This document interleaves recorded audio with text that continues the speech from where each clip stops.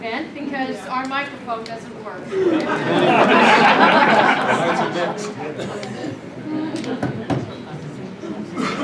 So I have teenagers, so I have a big voice.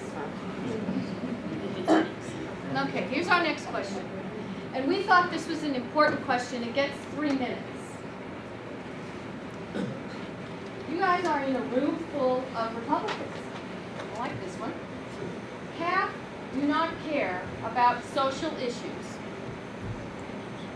Half do. Which half of the room are you in? And who did we start with? Did he go last? I think I won't probably. I think, yeah.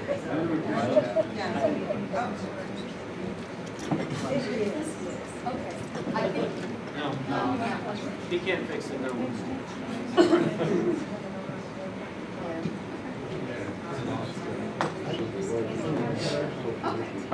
As state chair, I am in both sides. As state chair, my goal is to get everybody on the same page, going in the same direction to elect Republicans. Whether they are pro-choice Republicans in a moderate district or whether they're hardcore conservatives in a conservative district. My goal is to raise money and win elections, period. We have to get everybody to understand that the message that we have to send out across the state is the same message that Ronald Reagan sent out when he was a hardcore conservative and put together the greatest coalition of voters that our party has ever seen.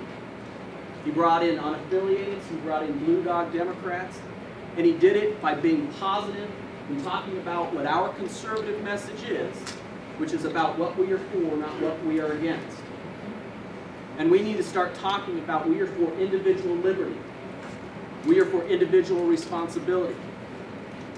We are for smaller government, but more efficient and less expensive government. We are for putting more money into people's pockets so that they can invest it in what they want to invest it in, what their families want to invest it in, not what the government, the bureaucrats, and the politicians want to invest it in. We need to be more positive in our message. Are we a Big Tent? Sure. But are we a conservative party? Without a doubt. We are a party that embraces those principles that made our country great. Right now, the Democrat Party is embracing everything that is going to destroy our party. And they are trying to do it every single day. Look at what Obama, God bless you. You look at what Obama is doing just in 2 years, what he has done to bring down our country. We've got to say stop. We've got to unite as a party and say we are going to take on this administration and fight back. My greatest fear is if we lose Colorado and those 9 electoral votes go to Obama, we will be to blame for him becoming the next president of the United States. That is why I am stepping up. Because I have a 13-year-old son and a 10-year-old daughter.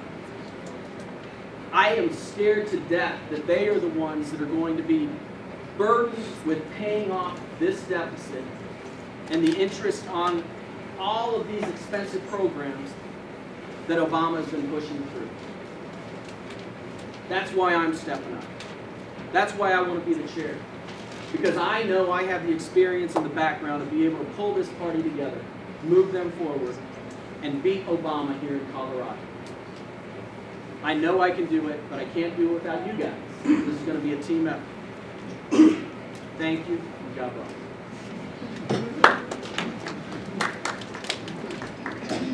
If I'm the chairman, I'm at the side of the door, of the room by the door, opened with the door open, inviting more people to come in. One of the challenges that we've had as a party is that we've been fighting amongst ourselves too much.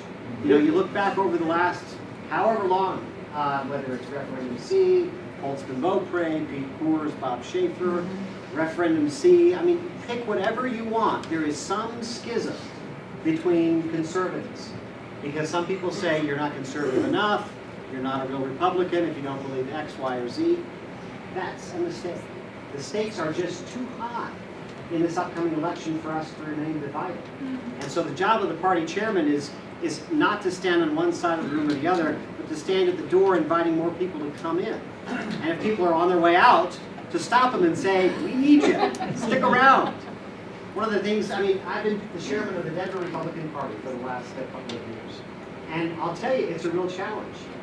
Because unlike our friends down in Douglas County or El Paso, where they can sort of maybe draw some of those litmus tests or things like that, in Denver, we don't have that luxury. I mean, we find another couple Republicans and we just thank you. We love you.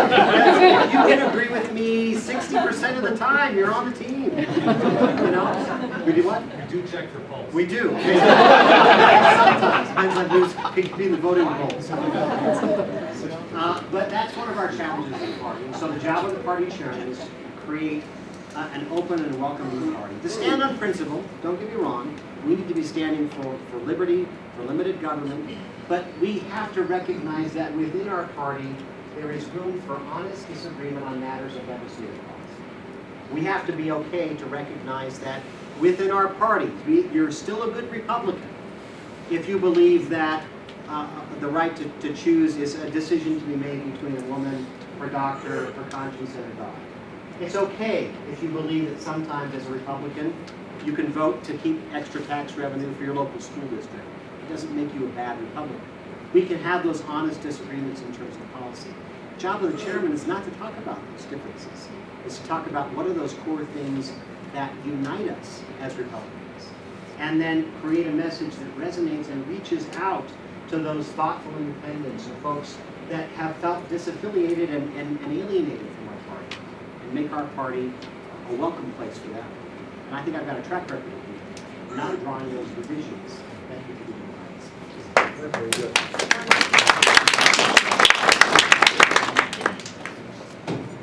Very eloquent statements, and I agree with that. I mean, the thing of it is, I consider myself a constitutional conservative first and foremost. And for me, the only litmus test that I care about is fealty to the Constitution. That's it. Every legislator swears an oath to uphold and defend the Constitution. Every elected official in our state swears an oath to uphold and defend the Constitution, the United States and the state of Colorado. That, to me, is a sole litmus test.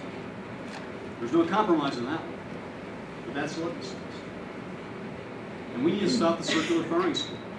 Now, we need to be able to unite around the core values, the core principles that are those of the Republican Party. Those are very clearly stated. Limited constitutional government, individual rights and responsibility, and free markets. Those are the key three. If we agree with the key three, you're in. Now, in terms of perfecting policy, we need to make sure that we can help to make sure that we are not expending our ammunition on battles that are more likely to rile up the other side and bring out more opposition. I think that's something that we can do as part of our consistent messaging theme. Again, unite around those key three principles and the Constitution, which is what every official in the state swears an oath to uphold. That's where I stand. Has everyone here, just as a little bit of an aside, has anyone here heard of Kevin Miller and his book, Freedom Nationally, Virtue Globally? If you haven't, check that out, read that. That, I think, is a good blueprint for how to address social issues and fiscal issues and keep those two sides of the room in that big tent. Because we lose if we let the other side drive a wedge towards. The other side is very good. We don't have United States Senator Ken Buck because the other side was able to drive that wedge in and attack it. So as long as we're consistent in our messaging, consistent in our advocacy for key principles, and promote that,